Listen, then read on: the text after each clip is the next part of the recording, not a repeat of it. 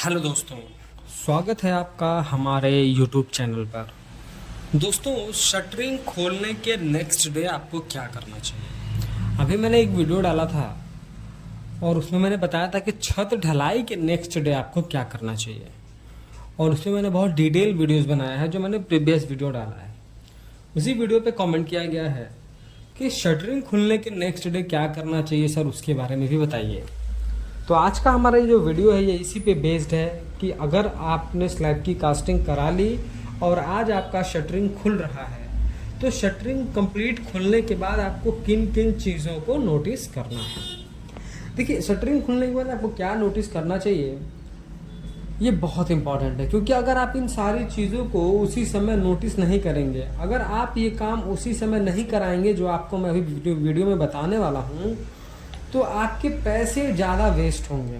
क्योंकि इस काम को अगर आप तत्काल उसी समय नहीं करवाएंगे तो बाद में कराएंगे तो उस काम को कराने का लेबर कॉस्ट लगेगा। जबकि ये जो काम मैं आपको बता रहा हूँ ये शटरिंग वाले को ही करके देना है। तो इसमें से कुछ काम ऐसे हैं जो शटरिंग वाला करके देगा, और उस काम को अगर आप बाद में कराएंगे तो फिर आपको जो है लेबर कॉस्ट, एसेसरीज के कॉस्ट, ये सारी चीज़ें आपकी बढ़ जाती है। और आपका सबसे इम्पोर्टेंट आपका टाइम बहुत किल होता है, टाइम बहुत नुकसान होता है। तो आज का हमारा ये वीडियो इसी पे बेस्ड है। तो सबसे पहला मैं जैसा आपको वीडियो में दिखा रहा हूँ कि देखिए, जब हमारा ज़रूरी नहीं कि जो हम घर बनवा रहे हैं वो परफेक्ट गुनिया में हो।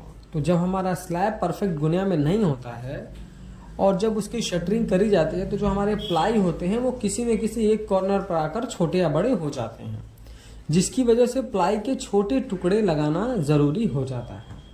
क्योंकि शटरिंग फिर जो है अच्छे से हो, वहाँ पर कोई सरफेस ऊपर नीचे ना हो, एंडुलेशन ना हो, वहाँ से कंक्रीट गिरे ना, इसलिए वहाँ पर जो है शटरिंग करना मस्ट हो जाता है। जैसे आप यहाँ वीडियो में देख रहे हैं कि यहाँ पर जो विंडो के ऊपर जो है शटरिंग किया गया था और प्लाईवुड अच्छे से रिमूव नहीं किया गया। अगर ये प्लाईवुड शटरिंग खुलते समय ही रिमूव करवा दी गई होती तो अभी देखिए ये नुकसान क्या कर रहा है। पहले तो ये बारिश में भीगने की वजह से ज़्यादा देर तक इसमें मॉइस्चर रहेगा, और जस्ट वहीं पर जो है एमएस का ग्रिल लगा है ये उसको नुकसान कर रहा है। और फिर अभी आप इसको निकलवाना चाहेंगे तो आपको लेबर कॉस्ट लगेगी, फिर हाइट चढ़ने के लिए उसको आपको एसेसरीज वगैरह देनी होंगी। जबकि ये काम अगर आप उसी समय करवा लिए होते तो आपका पैसा भी बचता, आपका टाइम भी बचता और आपका सामान भी नुकसान नहीं होगा। तो प्लाईवुड को कॉर्नर से अच्छी तरीके से रिमूव करवाएं जो भी कंक्रीट में दबा है। तो नहीं तो फिर अगर आज आप प्लास्टर करने जाएंगे तो आपको प्रॉब्लम होगी। और जब आप ये काम तुरंत करने को बोलेंगे तो बोलता है कि बाद में आप करा लीजिएगा, इसमें जो है ऐसा कुछ नहीं है, ये तो बहुत इजी तरीके से जब आप प्लास्टर कराएंगे तो निकल जाएगा। तो आप उसकी बातों में न आए, जिसका जो काम है उसको करने दें। आप प्लाई को वो भले प्लाई निकालने के बाद लेकर ना जाए, पर आप उस प्लाई को अच्छे से रिमूव करवाइए। आपका सरफेस क्लीन होना चाहिए, कहने का मतलब सिर्फ ये है। अब जैसे आपको वीडियो में दिखाया जा रहा है हमारा दूसरा पॉइंट की स्लैब की कास्टिंग करने से पहले इस तरीके से जितने भी हमारे एमएस प्लेट या प्लाई के ज्वाइंट्स होते हैं, दो प्लेट या दो प्लाई की ज्वाइंट्स होती है, वहाँ पर हम टेप लगाते हैं। टेप लगाने का मेन पर्पज़ ये है कि हम वो जो हमारे छोटे छोटे छेद हैं उनके रास्ते हमारे सीमेंट की स्लरी कंक्रीट से ना गिर जाए और हमारा कंक्रीट कमज़ोर ना हो, इसलिए हम उन सारे छोटे छोटे छेद को भी ढक देते हैं। इसके लिए हम टेप लगाते हैं। लेकिन होता क्या है कि स्लैब की कास्टिंग होने के बाद ये जो हमारा टेप है, जब हम शटरिंग रिमूव करते हैं तो टेप जा करके उसी में स्लैब में चिपका होता है। तो आपको ये टेप भी अच्छी तरीके से रिमूव करवा लेना है, नहीं तो फिर बाद में टेप रिमूव करना, इस सारे चीज़ों में आपका टाइम जो है नुकसान होगा और आपका पर्सनल लेबर से आपको ये करना पड़ता है। जबकि आपने जो शटरिंग कराई है तो आपने ठीक है पर्पज से कराई है, तो ये सारी चीज़ें आप उससे करवाएं।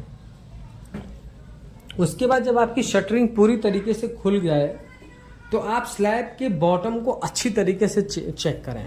कभी कभी होता क्या है कि जब हम स्लैब की कास्टिंग करते हैं तो प्लाई या प्लेट के ऊपर ना शटरिंग ऑयल नहीं लगाते हैं, और शटरिंग ऑयल न लगाने की वजह से नीचे का जो सरफेस है, जिसको हम सीलिंग बोलते हैं, स्लैब के निचले हिस्से को सीलिंग बोलते हैं, तो उसमें कभी कभी क्या होता है कि सीमेंट की स्लरी या कंक्रीट थोड़ा सा चिपक करके प्लाई या प्लेट में चला आता है, यानी कि सरफेस क्लीन अच्छे तरीके से नहीं होता। तो आपको चेक करना है कि कहीं ऐसा तो नहीं हुआ है। अगर ऐसा हुआ है तो आप उसको इमीडिएट रिपेयर कर दें। अब मैं इमीडिएट रिपेयर करने के लिए क्यों कह रहा हूँ, देखिए अब आप कहेंगे कि वो तो बाद में भी रिपेयर हो सकता है क्योंकि हमारी स्लैब तो हमारी कास्ट हो चुकी है। देखिए जब हम शटरिंग खोलते हैं तो ज़्यादातर शटरिंग हम 14 दिन के बाद और 28 दिन के अंदर खोल देते हैं। उस समय हमारा कंक्रीट क्या है, अभी स्ट्रेंथ को अचीव कर रहा होता है, अभी हमारे स्लैब में मॉइस्चर होता है। हम तुरंत रिपेयर करेंगे नीचे से, या तो सीमेंट की स्लरी लगाएं या फिर हम मोटार लगाकर अगर उसको सरफेस को क्लीन करते हैं तो उसको बॉन्ड बनाना ज़्यादा आसान है, क्योंकि अभी वो भी कंक्रीट जो है अपने स्ट्रेंथ अचीविंग पीरियड में चल रहा है। बाद में क्या होगा कि वो जो आपका जो है पूरा सूख जाएगा, वो अपने स्ट्रेंथ को अचीव कर लेगा, फिर आप करेंगे तो मोटार और आरसीसी मेंबर में जल्दी से जो है वो बॉन्ड नहीं बनता है। और इनिशियल स्टेज में आप कर देते हैं तो बहुत अच्छी पकड़ बना लेता है। तो इसलिए कहा जाता है कि आप इमीडिएट उसको चेक करें। बहुत जगह होता ये है कि लोग कहते हैं कि जब पेंट कराएंगे पुट्टी कराएंगे तो हो जाएगा। देखिए पेंट पुट्टी कराते समय आपका उसमें एक तो मटेरियल ज़्यादा लगेगा, पेंट पुट्टी कॉस्टली है, उसमें मटेरियल ज़्यादा लगेगा और फिनिशिंग नहीं आएगी, क्योंकि उतना मोटा अगर आप पेंट पुट्टी लगाएंगे तो उसमें भी छोटे छोटे स्पाइडर क्रैक्स आ सकते हैं। लेकिन अगर आप इमीडिएट उस समय रिपेयर कर देंगे तो वो ज़्यादा बेटर है।